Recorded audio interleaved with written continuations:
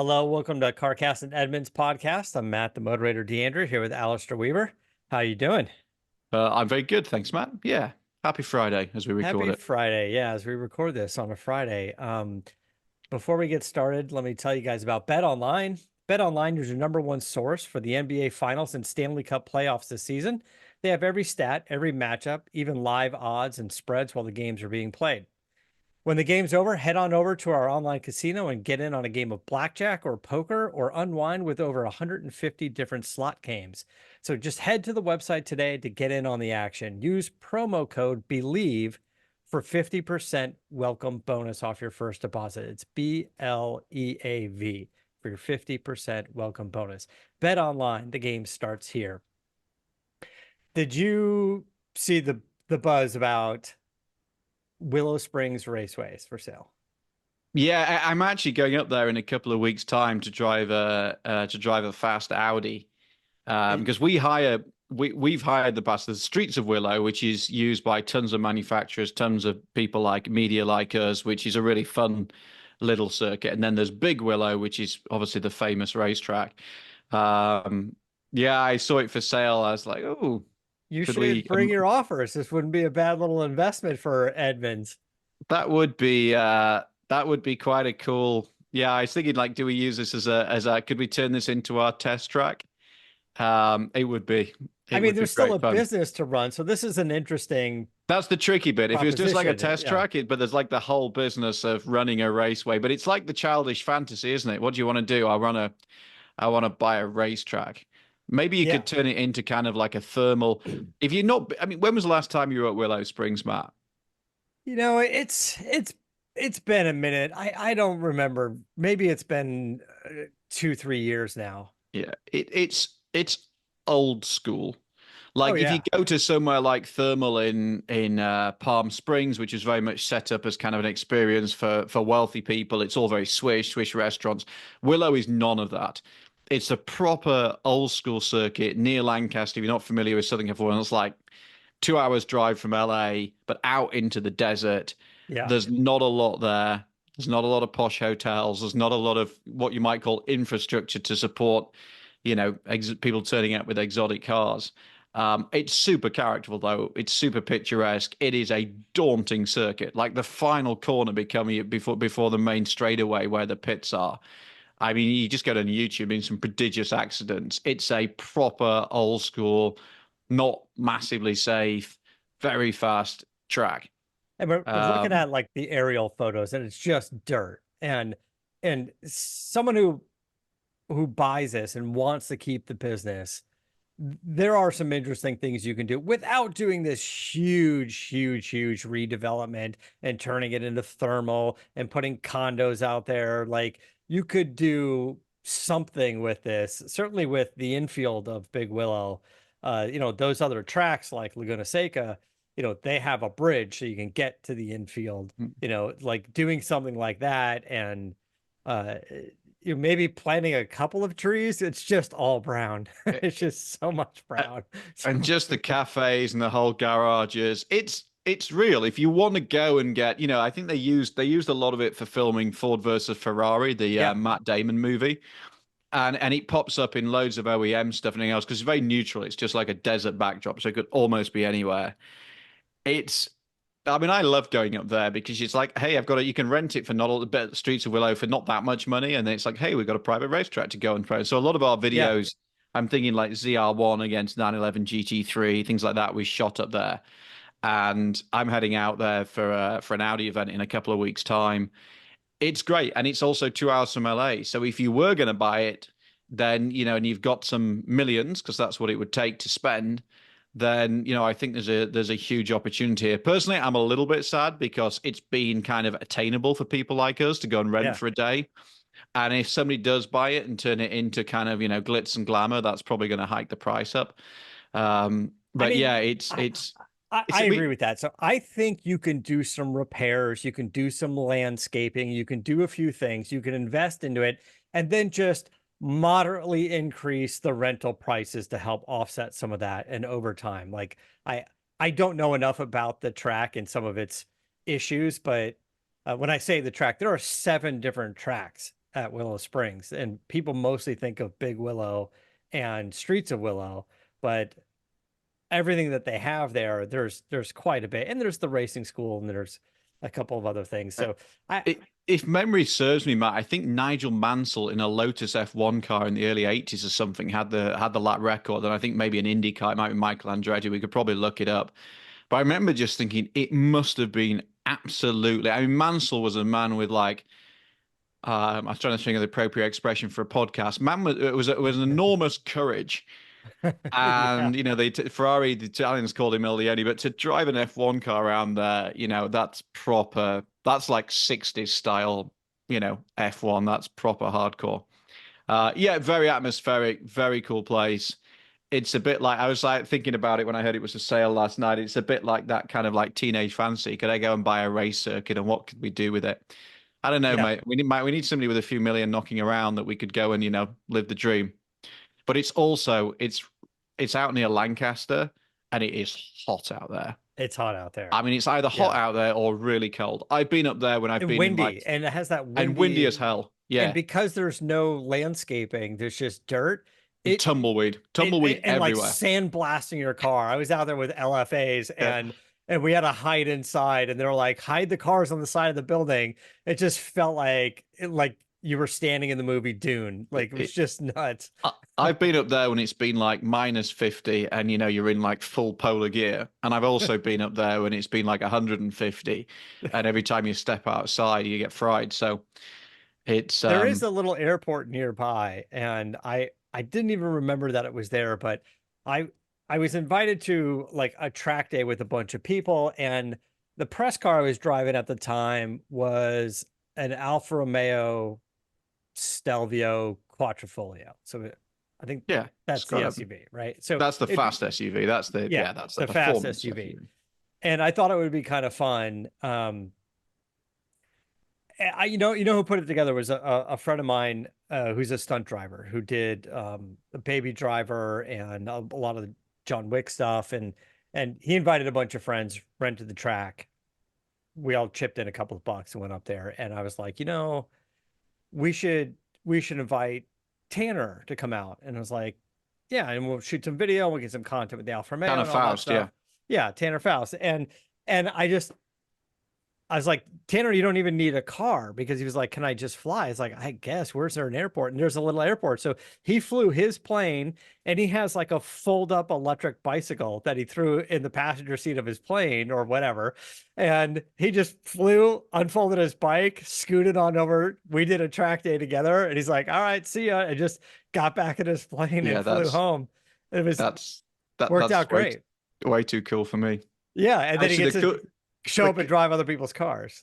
The coolest version I ever saw of that was at the Goodwood, not the Festival of Speed, the Goodwood Revival, which if you're ever wanting to go to one of these events, that's the one to go to in September. And everybody dresses in sort of 50s gear, and it's hugely atmospheric. And they always, because it was used as a World War II, and it's very pertinent in the week of commemorating D-Day, because it was used as an airfield in the Second World War for Spitfires and Hurricanes and everything else, they always have the Battle of Britain planes, and we were all waiting to go into this ball, this beautiful black tie event, and some of these like Spitfire came round, landed, taxied up to where we were all standing where the ball started. Guy gets out in like a full flying jacket, peels the flying jacket off, black tie, beautiful tuxedo underneath, steps out of a Spitfire straight in the ball. It's like, that is the coolest thing I have literally ever seen in my life. Yeah, we were there. I was out there. We were filming interviews and stuff for one of the documentaries, and you're right. Going to the revival is where the air show is, I believe, and seeing that with the cars and everybody sort of dressed up, period correct, super fun. It's such a great, amazing event. You think like Pebble Beach and the whole Monterey thing's cool? It is, but it's not as cool as like getting into period, and it's fantastic. But when you go there, everybody talks like you. Yeah, they don't talk like me. I'm from Northern England. I'm not posh enough. They don't talk like me at all. They talk terribly nicely, and it's all Vegas and marvelous. I can't really. It's a bit more Hugh Grant than my kind of northern commonness. Where were we? Buying Willow Springs. If we're not buying Willow Springs, which I probably don't have a spare few million lying around, even though it would be amazing fun.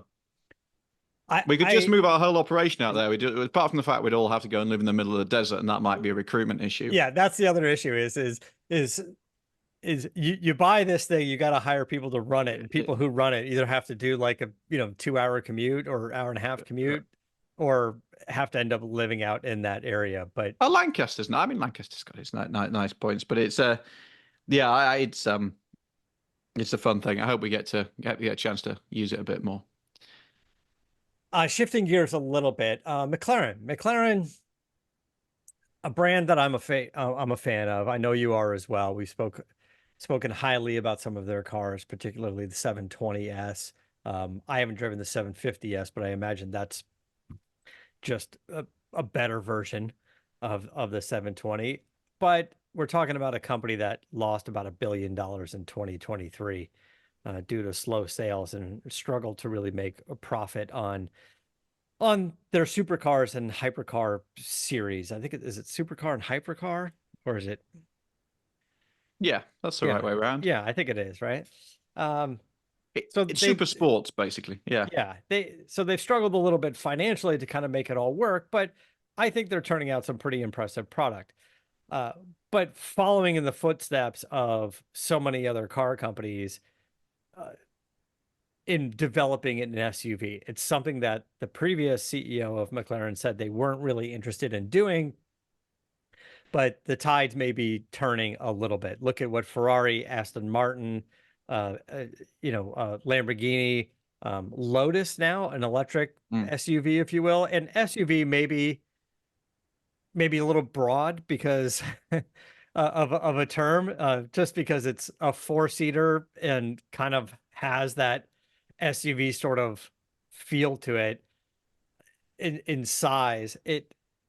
None of those things are really probably going to be all that great off-road, and we'll probably never really see dirt and are meant to be super high performance.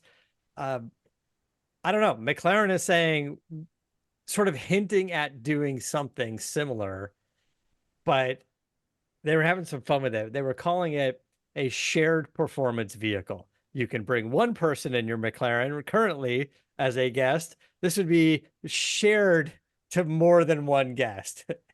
It's a good story. I was talking to their PR guy at the. We talked a couple of shows ago about going to the weird Artura event with the mermaid in Beverly Hills, but yeah, I never understood it. It was almost like a badge of honor that they used to keep saying, "We're not going to do an SUV. We're a sports car brand," and it's like, why? Like, it's a bit like, it reminded me when there was a period when Jaguar used to say, we're not going to do a diesel, when 80% of the European market was diesel in that class. And it's like, well, Mercedes sells like 80% of S-classes at the moment diesel. And so some of it was probably like resource. They didn't want to diversify into doing an SUV at the time. But that's where the money is. The reality is, for all that we talk about it and for all that, people put it on their bedroom walls and talk about it on Instagram, the market for super sports cars, so the market for McLarens, Lamborghini Huracans, and all the Ferraris and that sort of stuff is tiny. Like, you're never going to sell it. The reality is Lamborghini never sold more than about 6,000 vehicles a year just selling sports cars, and McLaren's in that same position. So is pretty much everybody else. So it's because there just aren't that many people wanting to spend $500,000 on a super sports car. So you got to diversify. Now, Lamborghini can do it easily because they've got all the Volkswagen group behind them. So the Urus is also kind of the Bentley, is also the Q8. There's a lot of, and the Cayenne, there's a lot of shared componentry. McLaren needs a partner to do it, but it's also, I just find philosophically a bit mad. I mean, like, I'm a family guy these days.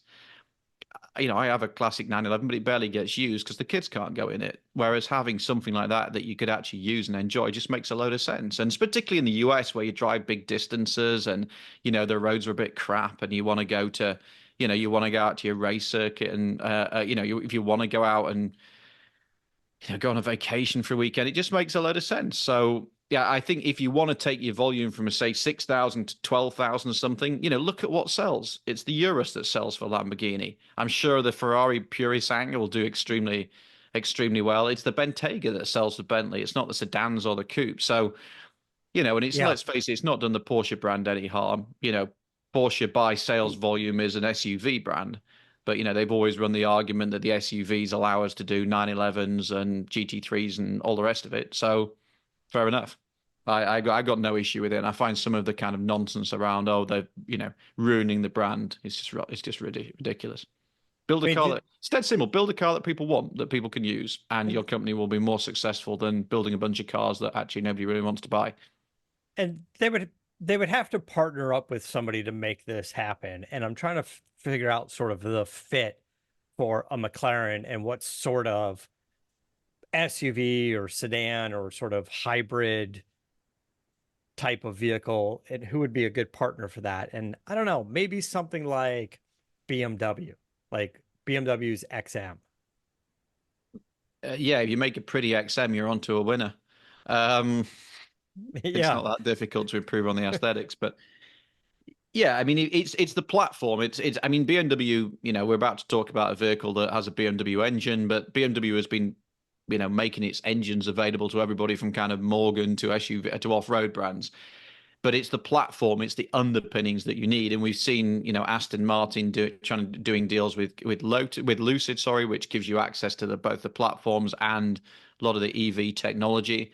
Now you can argue that's two struggling companies that are trying to, you know, that are banding together. It's like an unusual band of brothers.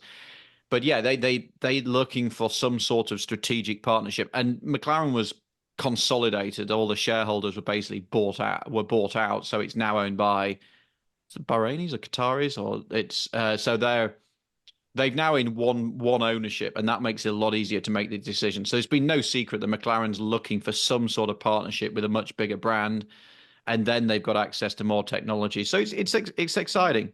I think it's exactly what they need to be doing, and the Formula One team's doing well. They're into IndyCar. The brand recognition's going up.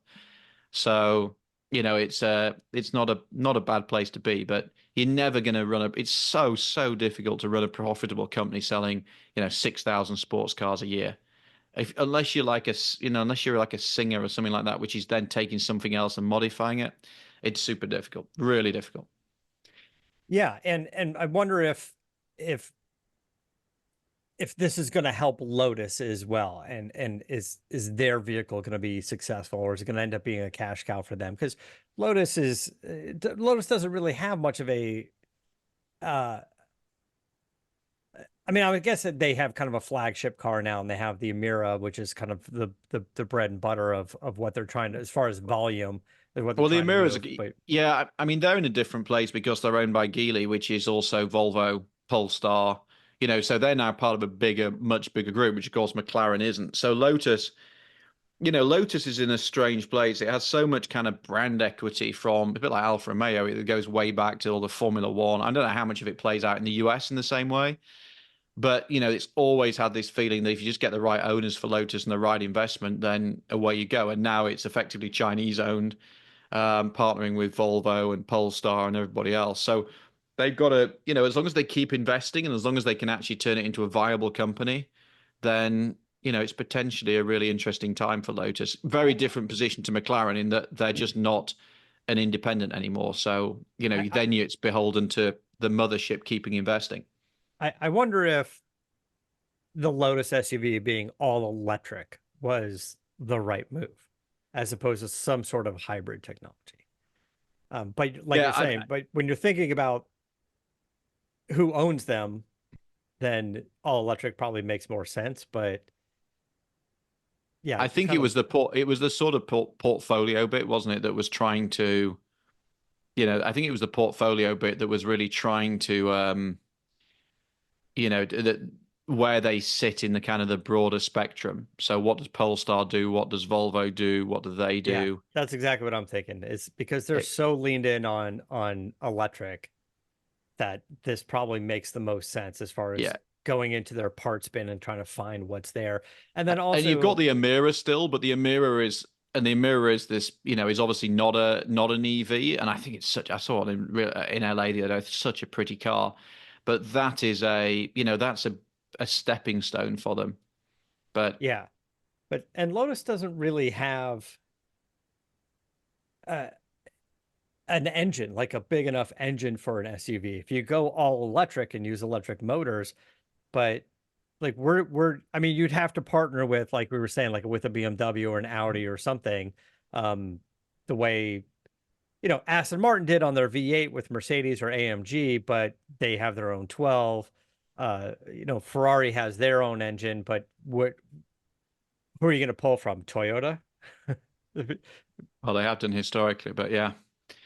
If I could bring one in, the Lotus, if you don't live in California and have all the smog issues, and if you could import a Lease Series 1, which was never sold in the US, the Lotus Lease Series 1 is still, if there's one car that was like the first genuine sports car I drove when I joined Autocar back in 98 as a 21-year-old. That is an amazing car to drive, just as a pure driving experience.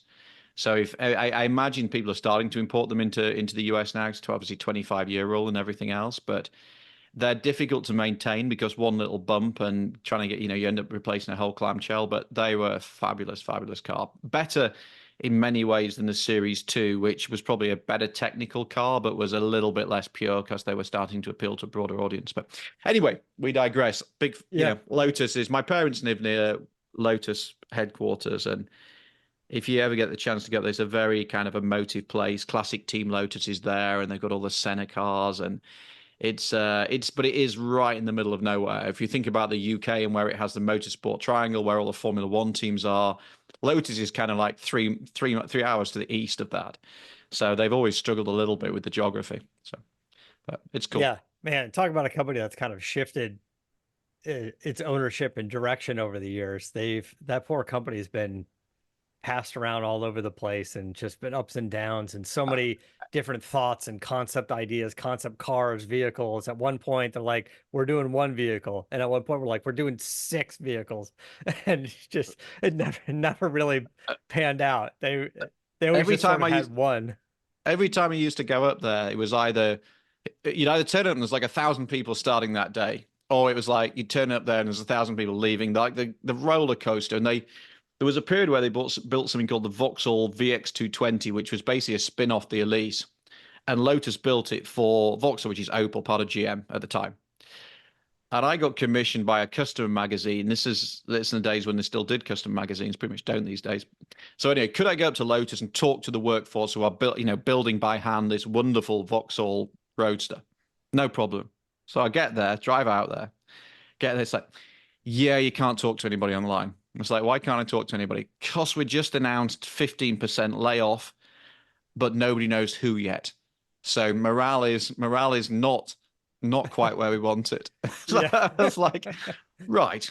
So my commission is basically like talk to a bunch of people how excited they are to building this product, and basically 15% of the people, it's like it's all, it was the kind of, it was the long goodbye. So it's had a crazy career, as have so many of these smaller companies, and they're still hanging on to this legacy. And they were in Formula One a few years ago, but even that was like a weird badge engineering thing. That was all that about. It's a bit like Alfa Romeo. I mean, Alfa Romeo's ownership's a bit more solid, or has historically been a bit more solid, but they're still just clinging on. I mean, Jaguar's a bit like that as well. You cling on to something that happened in 60s, 70s, 80s, and you haven't actually done anything that memorable for 40 years. Yeah, and they've shifted ownership a couple of times. You're right. You know what Lotus used to stand for? Lots of trouble, usually serious. You heard that? Yes, I have heard that. Yeah. I was looking probably still pretty accurate. I was wanting an Esprit, like the car from Basic Instinct and Pretty Woman. Yeah. It's like an iconic movie car. And I was looking at the values of them. They're like 60, 70 grand or something for one today. And I've driven one in the past, and they are really cool, but you just do feel like you're buying a bag of trouble. Yeah. And a little tough to see out of, but I always thought an affordable way to get attention, if you want, still today, you take a Lotus Esprit and you pull it up to the valet, it's getting parked up front. It still looks great. Yeah. I think the Giugiaro, the classic 70s Giugiaro wedge that went all the way through the 70s and then ultimately pretty much to the end of the 90s. And by then it had like Peugeot switches and things like that. It was yeah. But you're right. You're going to feel like Sharon Stone. Yeah, or yeah, Oh, what's the other? or Oh, Julia Richard Gere. Roberts. Richard Gere, Sharon Stone or Richard Gere. Richard Gere Yeah, turned up in, didn't he, in at the he did, Beverly but Wilshire Julia in Roberts Ineos drove it Esprit. for him because he had trouble driving it. Yeah, in that movie. Great So days. yeah, but yeah. Okay, so let's talk about the Ineos. This has Yes. come up in the past, and we talked a little bit about this on the Shift and Steer podcast as well.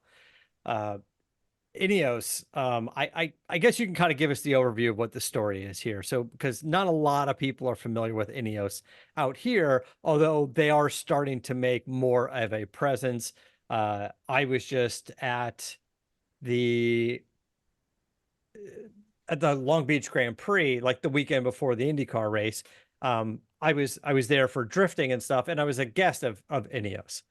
Uh, and it was we had a nice time, but there wasn't a whole lot of information about what they are. So explain what Ineos is. So I was actually just looking at my Instagram, Weaver on Cars, and I was actually pulled out a post that I did from September the 20th, 2017, which was a picture of a pub in central London called the Grenadier with two Defenders parked outside it, Land Rover Defenders. And we were all kind of called to this sort of unusual launch event. And we went in, and it was quite a small pub, and they started talking about we wanted the guy stood up and said, basically, I've always had a passion for the Land Rover Defender. That's the classic Land Rover. Land Rover's new Defender is going to be basically an SUV. I'm not interested in that. I want something that I can drive across Africa and fix up on the move. I've tried to buy the Defender name and all the machine tooling and all of the production line from Land Rover, and Land Rover basically said, get lost. So This in is kind of the owner of Ineos. this is the owner of Ineos. So in classic sort of Lamborghini style, he basically said, right, I'm going to build my own. And at this time, no, this guy called Sir James Ratcliffe, and nobody really knew who he was. And I remember somebody from Financial Times like stuck up his hand and said, you do realize like the development costs of this are going to be 700, 800 million pounds. What's that? Like $1 billion. And he kind of like paused, looked at him, and slightly sort of things. Yeah, I mean, last year we made about 4.5 billion. It was like a little bit. It's like, yeah, Magnus Steyr are going to do this, Bosch are going to do this, Sens's going to do this. And we were all a bit like, okay. And at that time, he was this sort of secretive billionaire who'd become, I think at that point, Britain's richest man. And what he made his money from was buying failing petrochemical companies around the world and turning them around. And I looked him at the other day. I think, depending on how you estimate his wealth, it's like, probably 40 billion or something, that kind of range. Or no, about 20 billion. So, give or take 20 billion, that's where he is. And since then, he's been buying up fuel companies, oil companies, chemical companies. Yeah, petrochemical companies, turning them around, making billions. And so he decided to do this. And basically, he did like Lamborghini did. He basically said, right, you're not going to sell it to me. I'm going to build my own and set off on a journey. And since then, he's become a lot more high profile. So you now have Ineos bought like a third of the Mercedes Formula One team. They have a Tour de France team. They bought Team Sky, and it's now the Ineos Grenadiers. They bought Nice Soccer Club. They bought the performance division of Manchester United Soccer Club. They've got America's Cup team. They've got, so Ineos has suddenly become a much bigger known entity, a bit like Virgin or something like that. And interesting because he's not just like saying Ineos is going to sponsor all of these things. They're buying the actual organizations. Yeah, bit like Red Bull, bit like what Dieter Mausich did at Red Bull. Why would I sponsor Formula One team when I can just buy one? So similar sort of dynamic. And the reason it's called Grenadier is he was sat in this pub with his mates, if you want to keep it in the British. He sat with his mates in the pub and in the Grenadier, and somebody said, well, why don't you just build one? I was all right then, I'm going to build one. So it's called the Grenadier. Oh, with Belstaff, the clothing brand, he also bought that. So so he's got this Land Rover-esque vehicle that he's building now. Yeah, so then the story kind of unfolds from here. So in the best kind of fashion of how you do these things, you go out and you put a bunch of suppliers together. So Magnus Steyr, who build the G-Wagon and have done all sorts of things, they had been involved in a lot of the engineering. He then bought a former, I think it was a Mercedes or a Smart factory in Hambach, which I think is in France.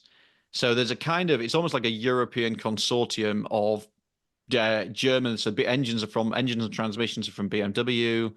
You've got, it's built, I think, in France. You got German and British badges on the side.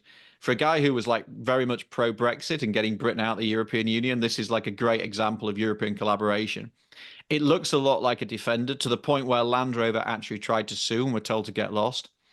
So And there's what a lot happened of there? Like their trademark or patent or something on the initial design had Yeah, I think expired. they basically, I don't know the ins and outs exactly of the case, but my long and short of it was they said this thing looks a lot like a Defender. That's not okay. And presumably some fancy trademark lawyer said, well, actually, it looks enough different, or certain proportions are different, that they can get away with it. It doesn't photograph well. Matt's showing it on the screen if you're on YouTube. It looks a lot better in real life than it looks a bit squashed on photos. It kind of looks better in real life. But and then there's a Fusilier coming. A The Grenadier, EV by the way, version, is yeah. somebody who throws grenades. It's an old British military term. And then there's the Fusilier coming, which will be available as an EV in the future, which is going to be smaller and cheaper. But the basic premise of this vehicle is he just wanted something which was simple, that in theory you could fix on the move, that would last forever, didn't have like a billion different technologies on board. So it's ladder frame chassis, it's live axle, it's there's a lot of stuff in there which is every other entrepreneur like Musk or whatever who's trying to build a car is trying to look to the future and do a software-led car and an EV. This guy's come along and said, I'm going to do something properly old school. So so what he's ended up with is something that reminds me a lot of a G-Wagon from from a few years ago. It's very, very charming. The interior is fantastic. I don't even bring up a shot of the interior, but it feels like a fighter jet. You've got these really chunky switches for all your auxiliaries and everything else. Tons of switches, really sort of robust. It feels very well built. It's cool. It's really Yeah. charming. Everyone on the team, I drove it down our test track Monday. Everybody from the team got into it and was like, this is cool. I want one of these. There is a touch screen, but it's modest. The rest of it's pretty analog. But the only thing about it is when you drive it, and we got a video coming out of it, Yeah. it drives like an old off-roader. It's got recirculating ball steering. And it's years since I suppose the Wrangler's got it, but it's not as good on the Ineos as it is on the Wrangler. You turn the wheel and it's a bit like a tiller.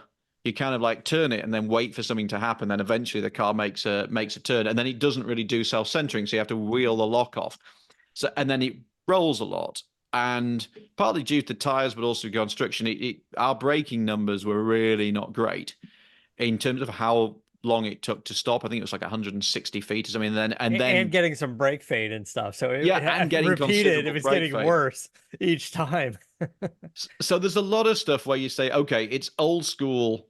It's trying to be simple, but it's also old school in a true sense, in that it feels kind of clumsy driving. The transmission and the engine is good, apart from off-road. Brian, who drove it out, Brian Wong from the team who went and did the off-road testing, said it was kind of hunting for gears.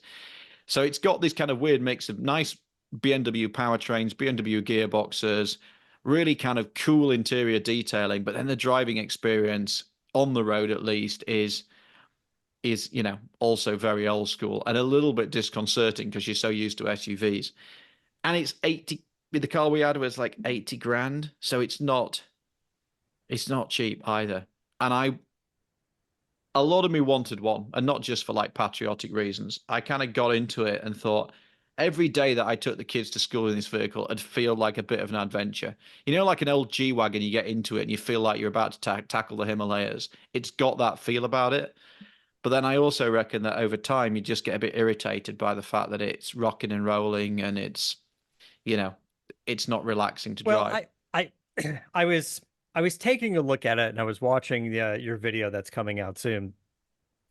And although this is a new car company and they're selling something that's new, I was kind of more looking at it as a competitor to some of the sort of the reimagination or restoration companies. Like you go to several companies are taking Ford Broncos and we're like, now we put a Coyote engine in them, and we revised the suspension, and we make some changes. We put Apple CarPlay in it, or we take a Land Cruiser, or we take even a Defender of before, and for $250,000, we'll redo it. We'll put an LS engine in it. We'll make it ride nice. And I go, okay, but how nice are you really going to make it? And it's cool and it's collectible if you're buying something like an Icon or whatever. But what if you don't want to spend $250,000, $300,000 on one of those? You wanted something that had that analog feel, but was turnkey, came with a warranty. This kind of fits into that category, right? Like, it's not the best vehicle out there, but it's kind of the retro toy that you're looking for. If you had it as if you had like a place in the mountains or something that you wanted to like have a car there, or like a third, like, so it's not maybe your everyday thing, but your car for the mountains is a car for your ranch. It's the car for, I think you would really enjoy it. All of us came away charmed. My only fear about it is because you're right, there's that market, which, let's face it, is pretty small. The other part of it, just the only worry I have is that it's a bit like the old TVR versus Porsche argument in the sports car world. It's like you go, oh, my heart's saying I want an Ineos because it's really cool. Oh, but it's the same price as a Land Cruiser or Yeah. and you like go, Yeah. The Lexus. or I'll buy a Defender. Yeah, the new Yeah. Defender. And you're like, oh, okay, I won't buy one. And I think they might suffer a bit of that. But if they can get it known over here, if you've got like a ski lodge or something like that, and you want like because it's a proper beat it up vehicle. You can, it's got rubber floor mats with a little valve so you can drain away the water. It's that car, and you have to pay extra if you want carpet. So I think if you've got like a ski lodge or something like that, and you want a vehicle for that, it'd be perfect. But that's limiting your audience a bit. Yeah.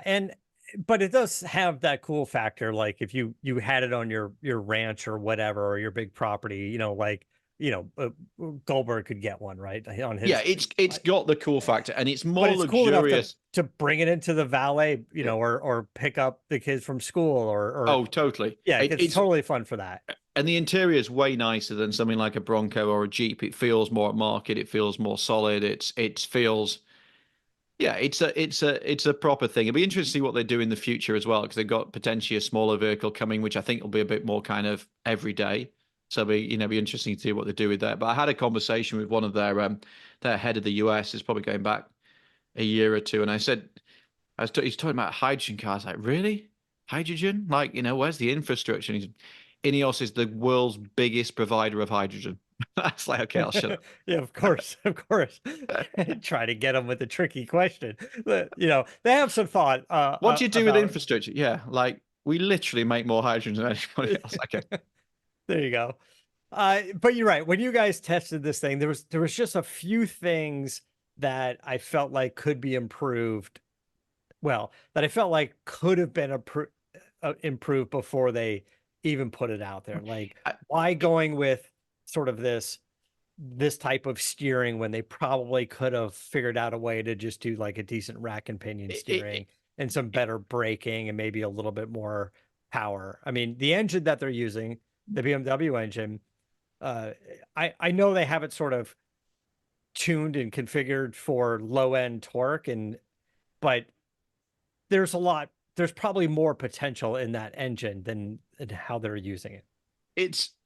I think it's really hard in this day and age to kind of do everybody's this romanticized image, and I've driven a Defender across Africa, chase, this poaching sort of topic. It was an amazing experience. And it said, oh, with those cars, you sort of fix in the African bush. Well, as time went on, even with the original Defender, and you got into some of the more sophisticated, and as soon as you start having like ECUs and all that sort of stuff, it gets harder and harder to kind of like spanner them out in the bush. So the reality is because you got to make a decision, like, how basic is basic, because as soon as you got like BMW engines, BMW gearboxes, you got to have a certain amount of electronics today. It's not a man with a spanner and a pair of and a belt from his pants is going to fix the car. You're Yeah, just not right. there. So then it's like, okay, how much do you layer back in to make it modern and comfortable? And they're trying to just they got rid of, like, it doesn't have electric seats, because it's like, well, that's another thing that can go wrong. It's another control unit, it's more electronics. And my old 911, the electric seats are broken on the passenger side, and so I kind of get that a little bit. But it's where's the line? And part of me thinks they've probably gone a little bit too far in the utilitarian direction in certain areas. But yeah, it's a cool thing. It's a cool thing in the way that the G Wagon's a cool thing. But Yeah. the G Wagon these days is a much more sophisticated vehicle. The switch gear is cool because it's meant to feel sort of aerospace-ish and analog with big chunky buttons that you Ah, can like wear gloves and hit the buttons. But if you look at it, you're like, it is all electronic. It's electronic air conditioning. It's got heated seats. It's got, yeah. it's got, the start stop feature, which is just a fancy button probably on the BMW setup. The shifter is straight out of the BMW, so it's really not that much different there. As a matter of fact, it looks cool, but it's the only thing in the interior of the photos that looks a little out of place. It just looks a little too Oh, the gear modern and stick. Yeah, cool. Yeah. it's like it's same in a Morgan, because the BMW provided that engine and the engine and transmission for Morgans as well, and you got this wonderful retro interior. I really want a Morgan plus 4, by the way, and it has a yeah, and then you have this gear stick. That's It's like because they just gloss black, like piano yeah. black, gloss black with silver trim. It's like it's just too modern. You'd Uh, really have to change that up. But uh, I don't know, you can't, you got to pick and or choose. wrap it or something. Yeah. I mean, But I would those have gone switch. with like bigger brakes or a bigger booster or something to make this thing stop a little bit more than I would, some fancier shift or gear selector. But the switches are fantastic. Like they're in the roof of the car as well, and they have this little, they go chung chung. Like you'd like, maybe it's just connected up to like an iPhone cable, but it'd be like ching. And you feel like Yeah. Maverick is here. Or And you're right. It's all probably just it's all done by wire, but they give the buttons like a good really, mechanical yeah. feel to them. I think everybody who looked at it loved it, just for the fact that it was different. And everything that, I mean, let's face it, every car you get into now is just a big touchscreen. It's just a big iPad, Yeah.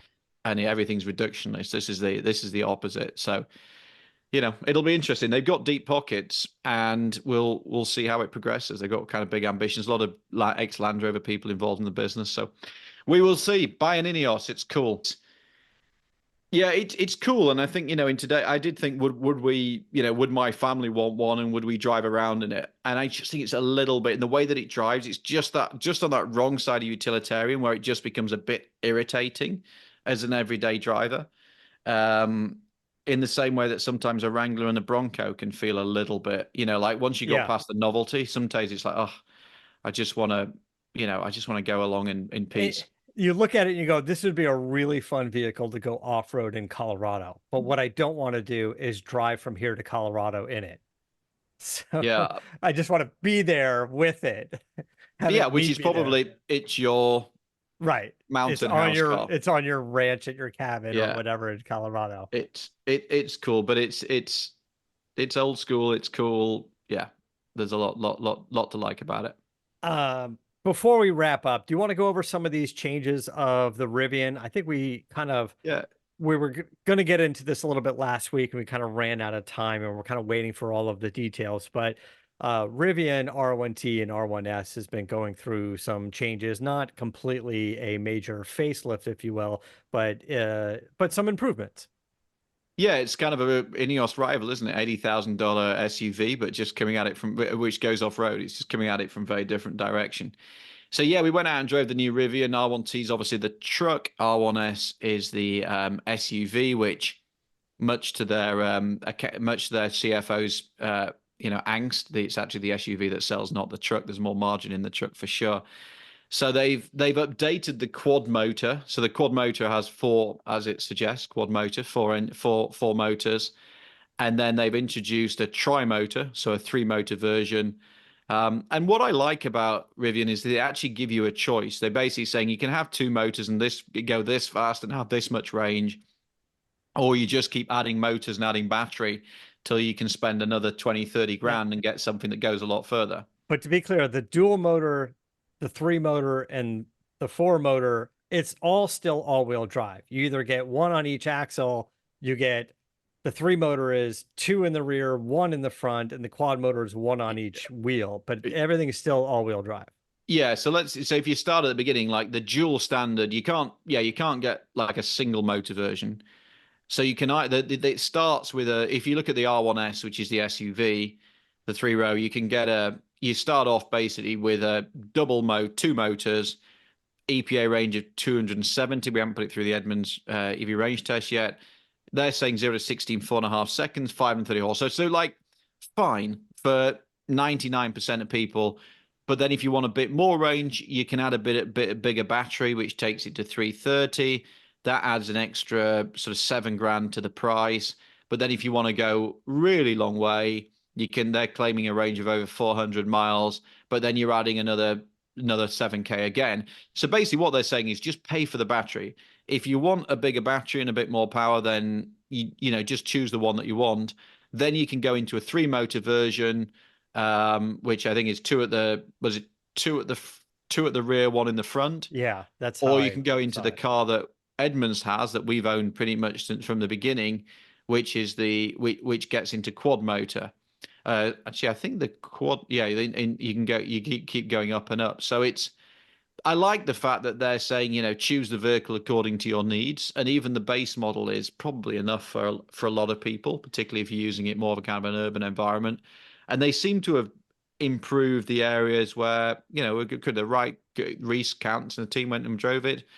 The suspension is better. It rides a little bit better. They're updating the infotainment. I mean, we've always enjoyed our Rivian. We got the launch edition, so you'd expect certain things to go wrong, but say compared to the Lucid or even early Teslas, it's been a lot better, and we've genuinely enjoyed it. And I think it doesn't look very different. That might count against them a little bit, but it seems like a very sensible evolution of where they are. And how long have you guys had your Rivian now? Oh wow, when did it first come out? It's got to be, is it 2-3 years? It's been a few years now, so you guys got some like the miles on pandemic. it. The pandemic that you sort of almost like, there's that whole period of your life where you're like almost kind of like what washed you by. We just completely lost time for like 3 You years. just completely lost time. So ours is a 2022, and we've done over 26,000 miles in it. And it's been really popular. We don't keep them this long, but it's still a relevant vehicle to keep updating it. So we hung on to it. Maybe we should swap it in for an R1S now. Right. I was saying like it hasn't really had a lot of significant changes since you guys have owned it, so there was no point in swapping it for something else. Um, but yeah, maybe interesting to see, get the different model and get the upgraded version and see if it's worth it. The other thing to call out, like with a lot of EVs at the moment, there are some pretty impressive lease rates right now on a Rivian. So if you are thinking, we talked about this, didn't we, last time, that if you think about taking the plunge, probably leasing a Rivian is probably the way forward, because then you get the $7,500 tax break built in.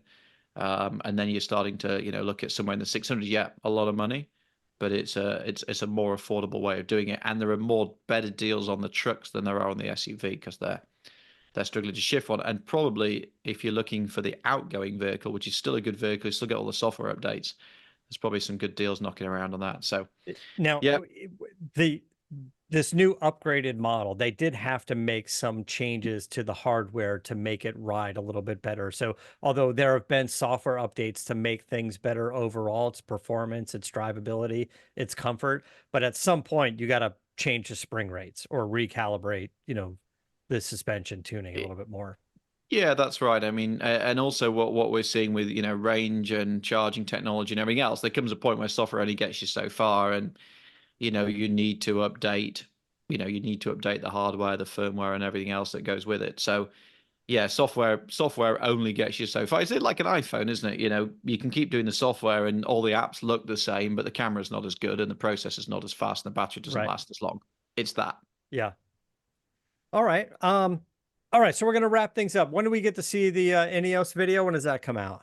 It should be coming out right around when this is getting published. I should know that, and I don't know the answer to that. Keep looking. The It's main going to thing come is out about the same subscribe to the time. Edmunds YouTube channel, and if you subscribe to the Edmunds YouTube channel, you won't miss it. Then I won't have to ask these questions. I say, and yeah, I won't embarrass myself. I tell you what we'll do as well is when it goes live, we'll send a thing out on the CarCast social platforms as well, or Edmunds. It'll go live on all Edmunds social platforms as well. Yeah, so we'll put it out there as well. So if you guys follow us on social media, Edmunds and CarCast and myself and Alistair, if you follow us, we'll put it all out there. So, but it's an interesting video. I really wanted to see what you guys thought of the vehicle, and because you had an opportunity to put it on the test track and get it off road, I thought you guys did a great job on this vehicle because it is kind of cool and it's kind of interesting. And I'm seeing a few pop up around town. I've actually seen 2 or 3 on the road. There are. There's one that passes me on the school run most days. And I think what we're trying to do with the video as well, we've had this concept which I've hosted a few of called Edmunds Fully Tested, where basically we run all the numbers, give all all that sort of stuff. We're trying to expand that concept to do some off-road testing as well. So this is almost a bit of a pilot for that. So I'm glad Matt had an early sneak of it before it's quite finished. So it's a new concept that hopefully is going to do really well. I'm actually away next week filming. We got some more Edmunds U-Drags coming up. I'm not going to tell you where it is because it's a top secret location, but it is going to be hot as hell, 100 degrees plus. I'm sure it will be. I've got a Mustang Mach 1 sitting back there ready to go. Next time. Yeah, let's book it. Let's run it by legal, and if it all gets approved, we're good to go. All right, guys, thanks so much for listening. Of course, go to Edmunds.com. As we said, Edmunds.com or Edmunds.com/news. You can catch up on a lot of the stuff that we talked about here and subscribe to the YouTube channel. And if you haven't done so for CarCast as well, please subscribe to the YouTube channel. We'll post these up there, and we're trying to get more into putting these videos up there and putting a little bit more effort into the editing and stuff. But so I want your feedback. What do you want to see up there? So guys, thanks so much. Until next time, keep the air in the spare in the bag of the wheel.